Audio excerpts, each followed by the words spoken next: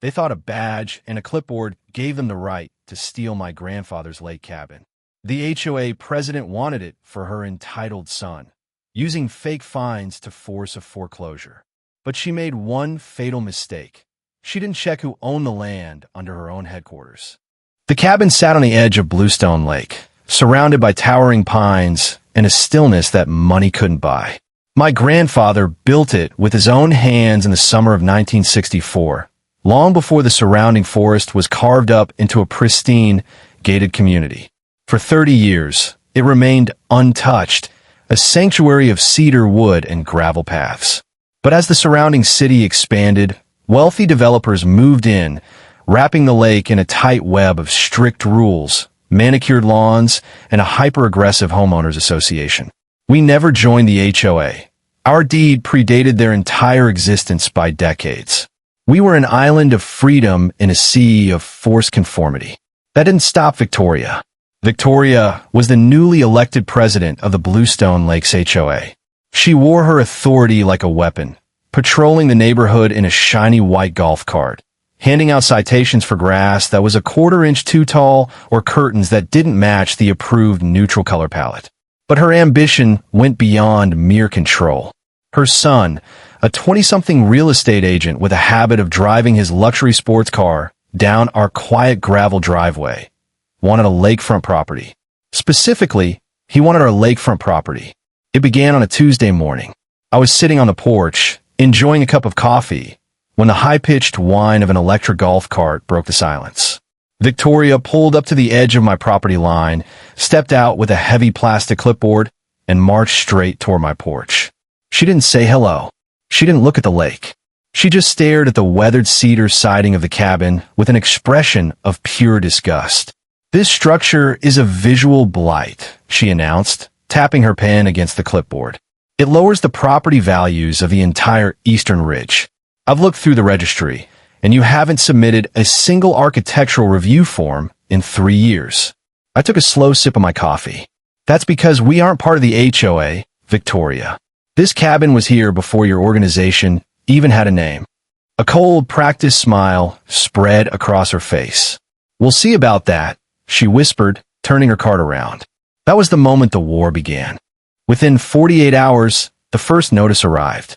It wasn't a standard letter. It was a formal demand for compliance taped directly to my front door.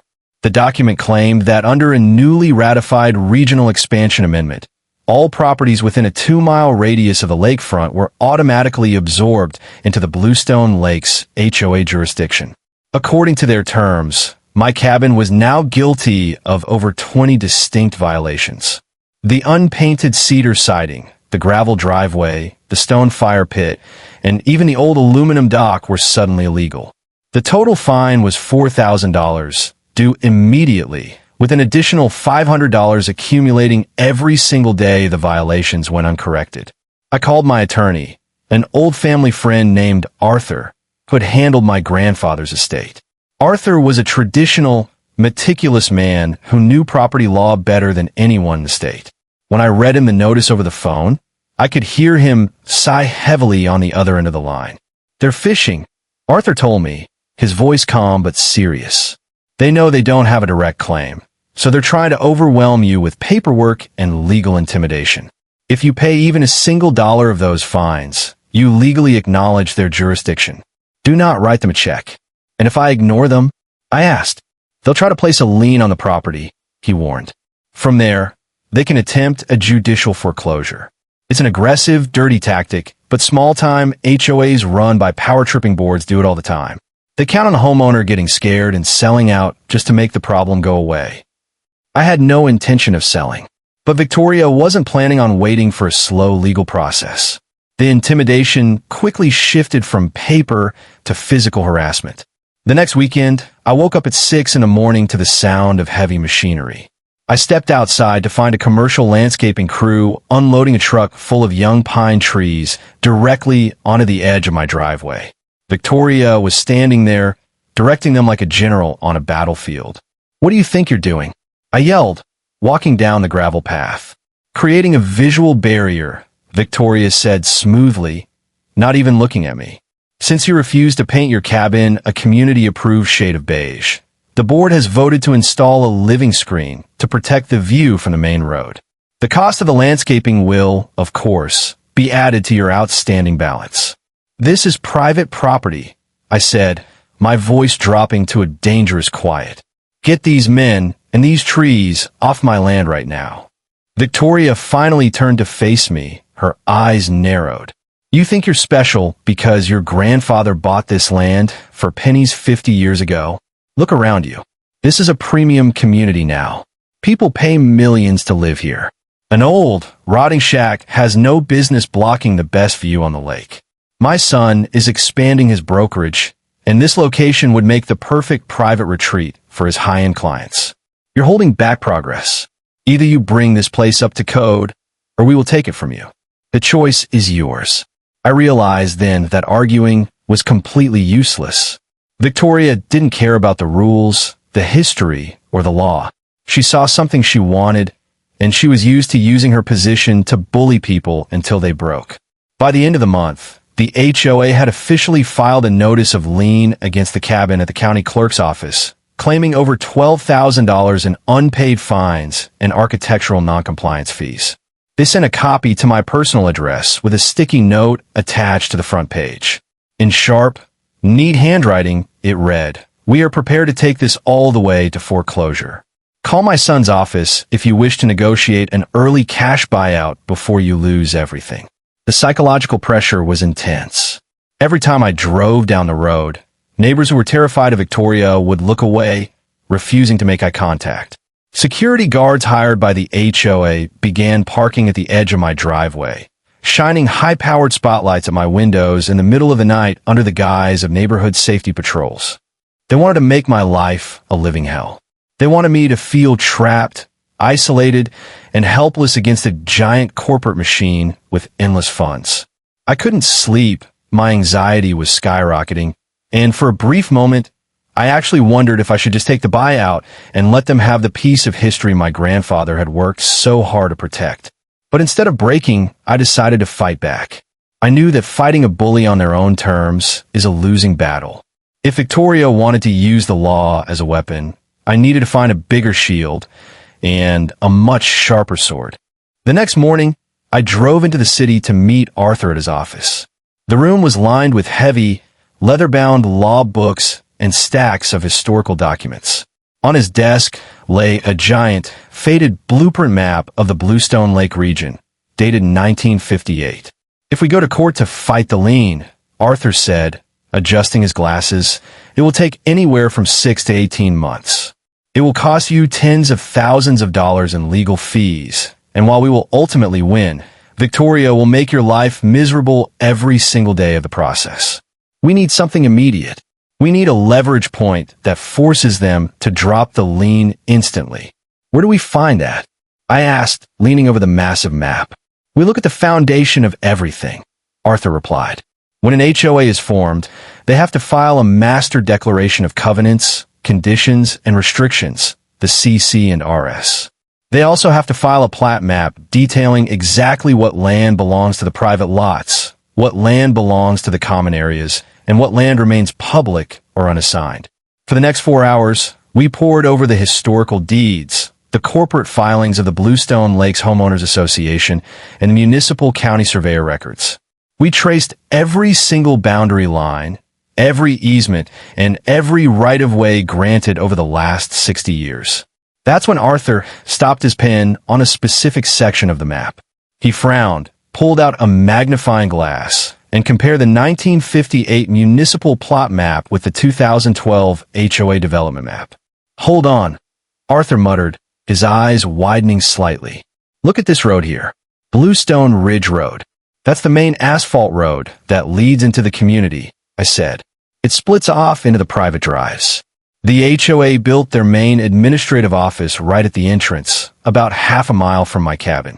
"Exactly," Arthur said, a slow, methodical smile spreading across his face.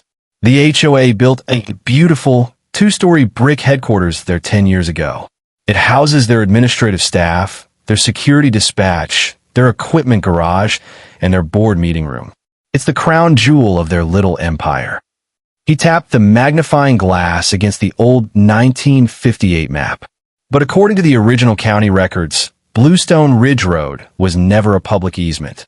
When your grandfather and 3 other original families bought this lakefront land in the 50s, they pooled their money to buy a specific 50-foot wide strip of land connecting the main highway to their properties.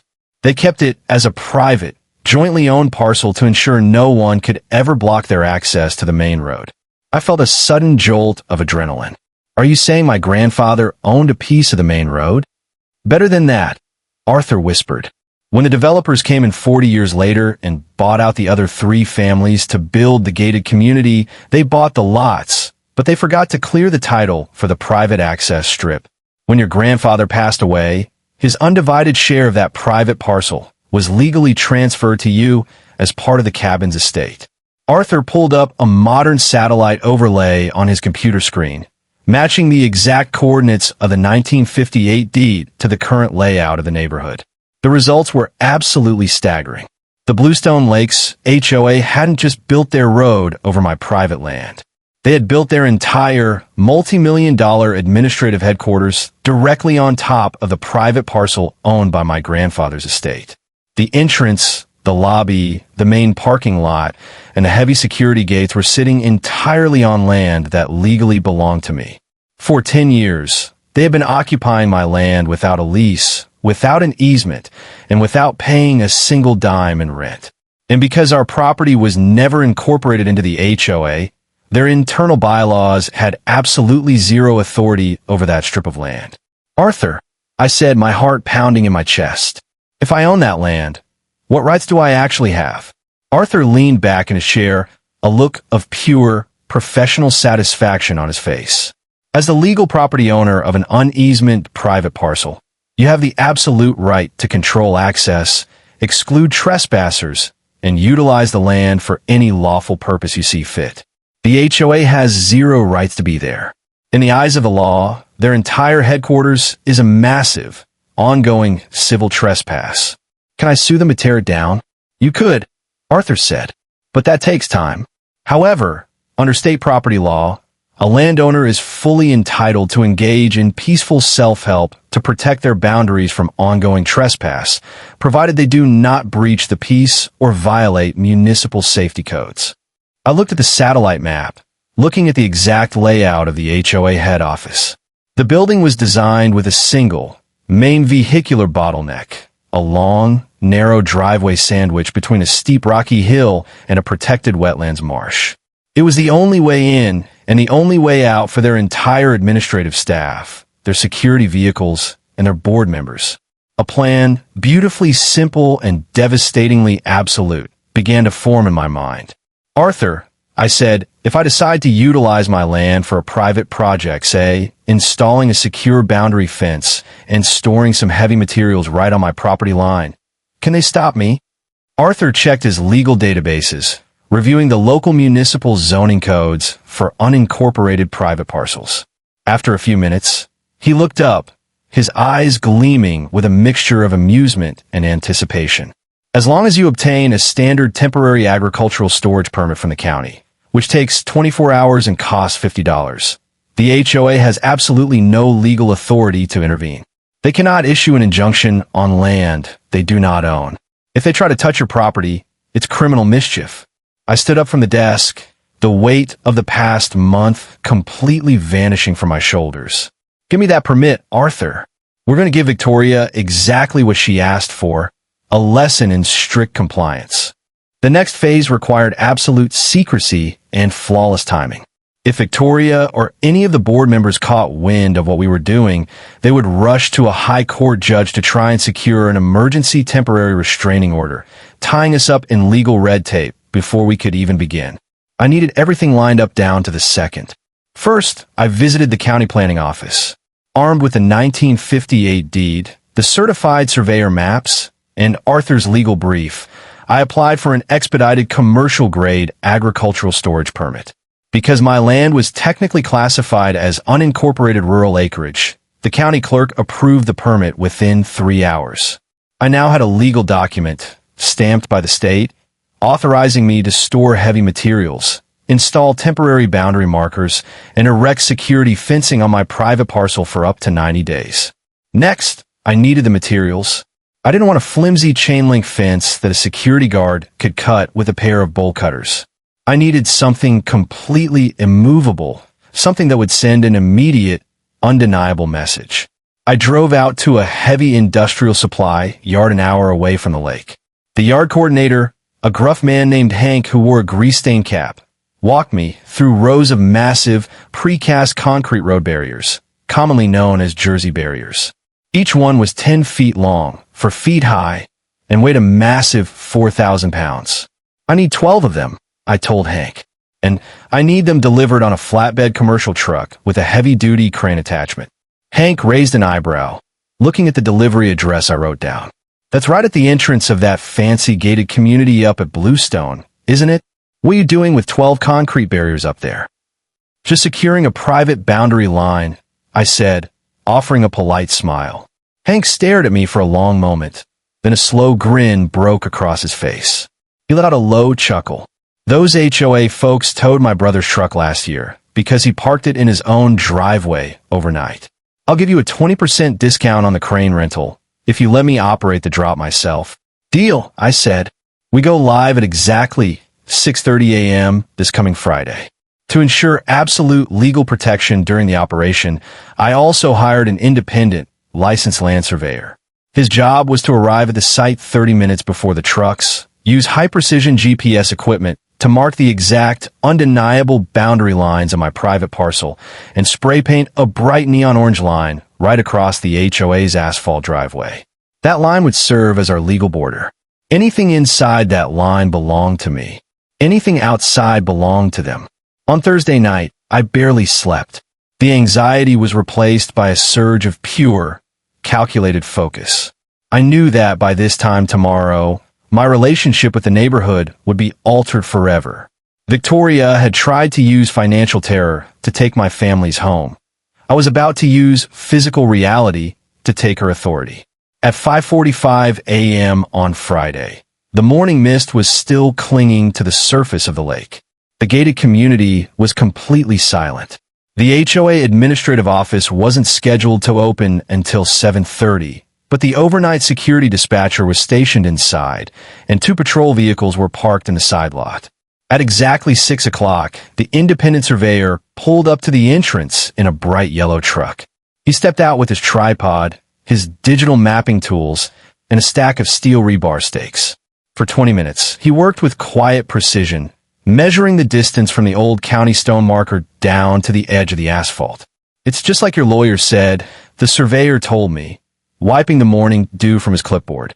Their entire entrance gate, their front landscape island, and half of their main lobby building are sitting directly on your land. The road width here is exactly 45 feet wide, and you own the entire thing from edge to edge. He pulled out a heavy can of industrial paint and drew a thick, neon orange line right across the smooth, black asphalt, exactly 3 feet in front of the HOA's front glass doors, stretching all the way across the entry road to the rocky hill. At 6:25 a.m., a deep, rhythmic rumble shook the quiet morning air. 2 massive flatbed semi-trucks, carrying 12 giant concrete Jersey barriers, pulled up the road. Behind them was Hank, driving a massive commercial boom crane truck. The trap was in place. The clock was ticking. "All right, boys," Hank said, climbing out of his crane cab with a giant grin. "Show me where the property line is." I pointed to the neon orange line glowing against the dark asphalt. "Right there, Hank. Put them down back to back, exactly 1 inch inside my side of that paint. Make sure there isn't a single gap wide enough for a golf cart to squeeze through." The operation was a masterclass in heavy industrial efficiency. The crane's hydraulic stabilizers extended with a loud hiss, planting firmly into the gravel shoulder. Hank operated the controls with expert precision. A massive 4,000-pound block of solid concrete rose into the air, swung smoothly over the HOA's neatly manicured rose bushes, and came down with a deafening, ground-shaking thud right across the driveway. Thud! 1 block down. Thud! 2 blocks down. By the time the third barrier was placed, the front doors of the HOA administrative office flew open. A young security guard in an oversized uniform rushed out, his face pale and eyes wide with confusion. Hey, stop, he shouted, waving his arms wildly. What are you doing? You can't park those here. This is a private community zone. You're blocking the road. I walked up to the orange line, holding my county permit and a laminated copy of the certified survey deed. Good morning, I said calmly. I'm the legal owner of this parcel of land. I am currently utilizing my property for authorized, permitted agricultural material storage. I am not blocking your road. I'm securing my land. You can't do this, the guard panicked, pulling out his radio. We have staff arriving in 20 minutes. The property manager is on her way. Security vehicles can't get out of the lot. Then I suggest they find an alternative route, I replied. But since this private parcel is the only legal access to this valley, they might have a very long walk ahead of them. By 6:45 a.m., 6 barriers were placed side by side, forming an unbroken, 4-foot-high solid concrete wall that stretched completely from the steep rocky hillside straight to the edge of the wetlands. The main entrance to the Bluestone Lakes HOA was officially, physically sealed shut. The administrative office was cut off from the rest of the world. Their security trucks were trapped inside the parking lot, completely unable to bypass the massive concrete barrier. At 7:15 a.m., the storm arrived. Victoria's white golf cart came screaming down the inner community road, followed closely by a luxury black SUV driven by her son. They pulled up to the inside of the concrete wall, braking so hard the golf cart's tires screeched against the pavement. Victoria leaped out, her face twisted in a mixture of disbelief and absolute rage. She marched up to the barriers, slamming her clipboard against the solid concrete. "What is the meaning of this?" she screamed, her voice cracking with fury. "Remove these pieces of garbage immediately.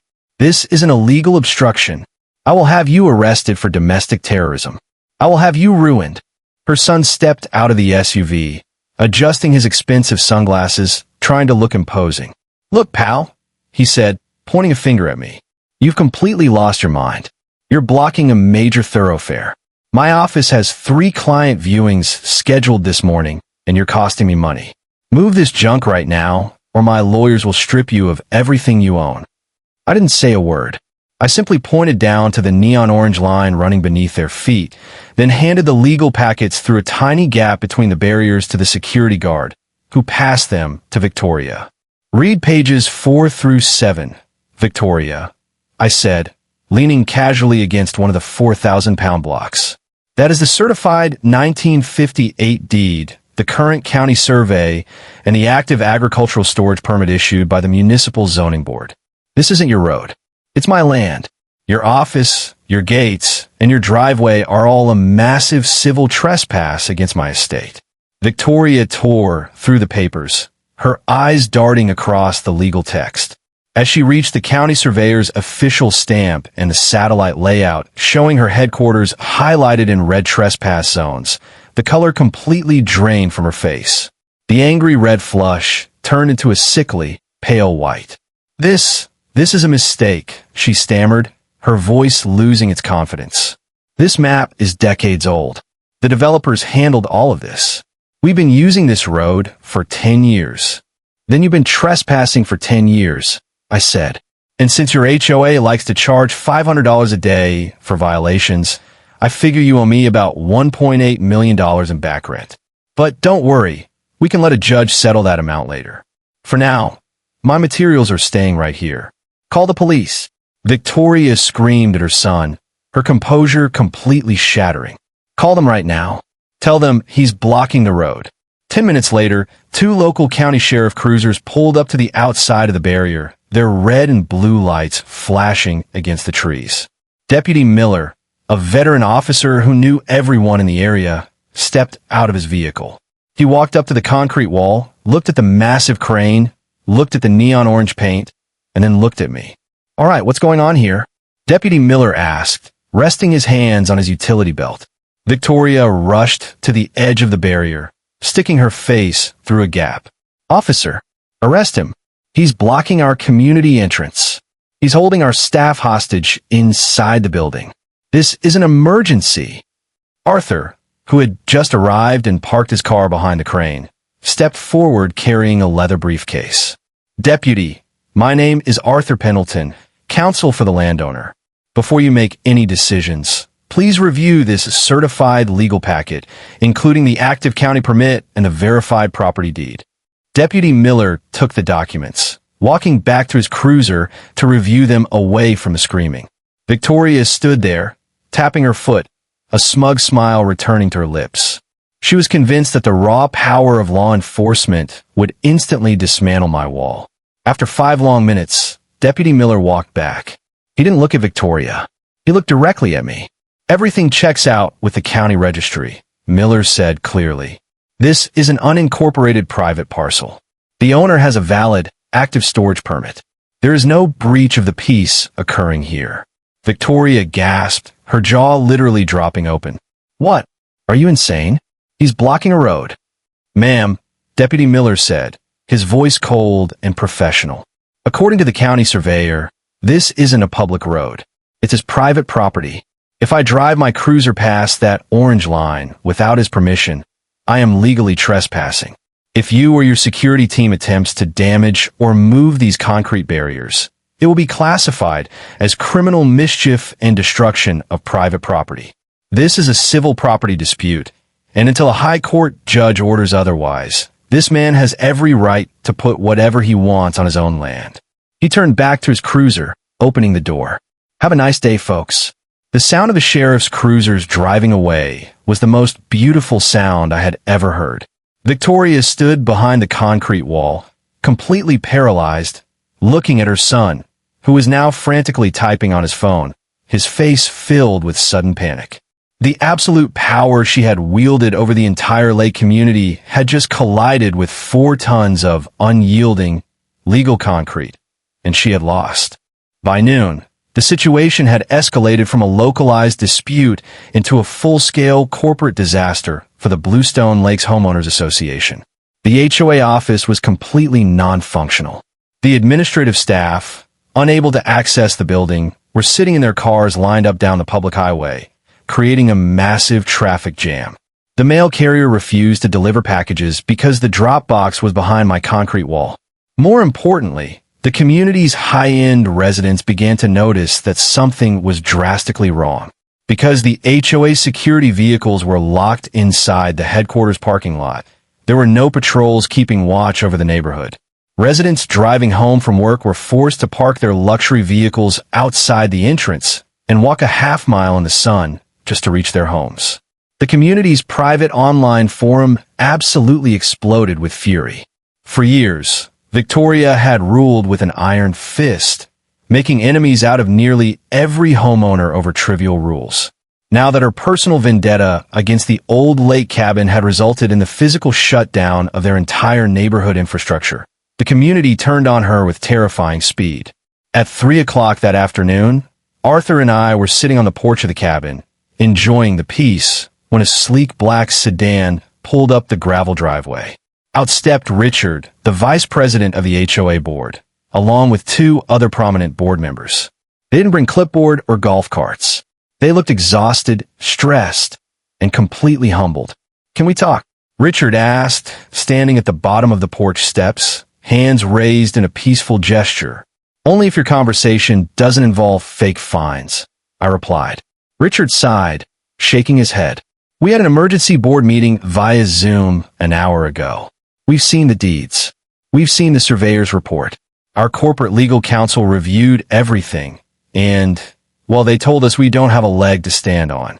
The developer screwed up the title clearance 20 years ago, and Victoria completely blinded us to the reality of the situation because she wanted your land for her family. Where's Victoria now?" Arthur asked, leaning forward.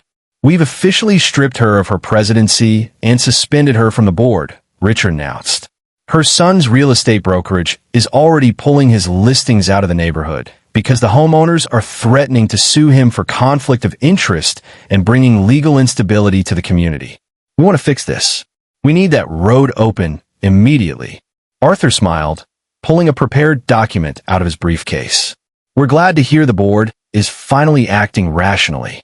My client is more than willing to resolve this situation permanently, but it is going to cost you. Richard swallowed hard. What are your terms?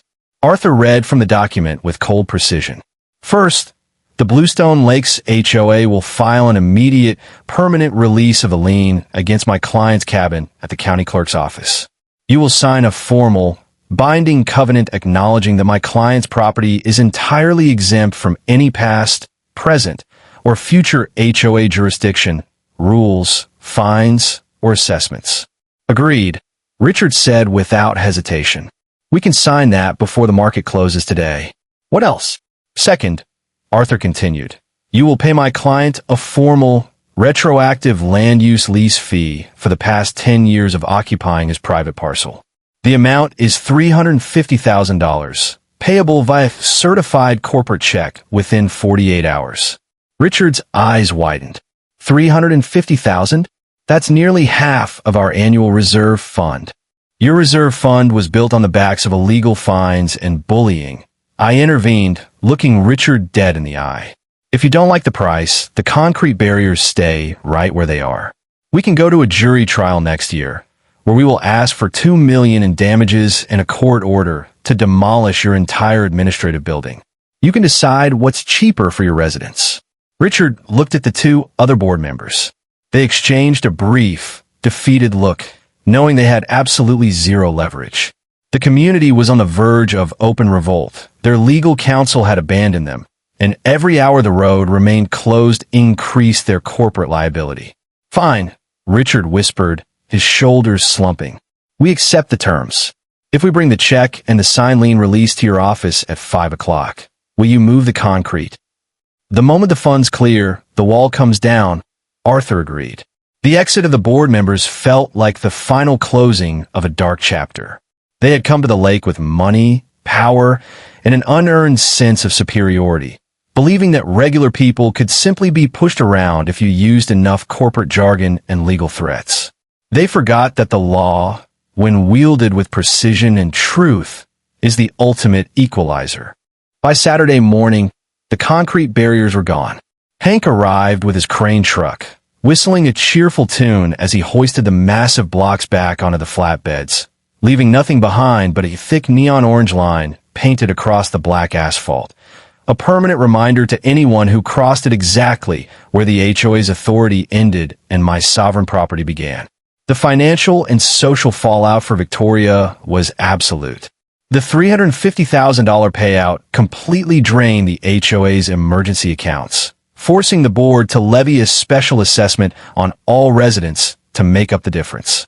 When the homeowners realized they were each forced to pay an extra $2,000 out of their own pockets purely because of Victoria's personal greed and arrogance, the backlash was brutal. She was completely ostracized by her neighbors. No one spoke to her. No one invited her to community events. Within 3 months, her son's real estate brokerage went under due to the massive reputational damage, and Victoria was forced to put her own luxury home on the market at a massive discount just to escape the community she had once tried to rule. As for me, the lake cabin remains exactly as my grandfather built it. The weathered cedar siding still reflects the golden hues of the setting sun, unpainted and untouched by the forced perfection of the gated world around it. The gravel driveway still crunches under my tires, and the stone fire pit still crackles with dry pine wood on quiet summer evenings. Sometimes, as I sit on the porch with a fresh cup of coffee, looking down at that distant orange line near the entrance, I smile. They try to take our history, our memories, and our peace. But in the end, they learned a hard, expensive lesson that every bully eventually learns. Before you try to tear down someone else's home, you better make sure your own foundation isn't built on stolen ground.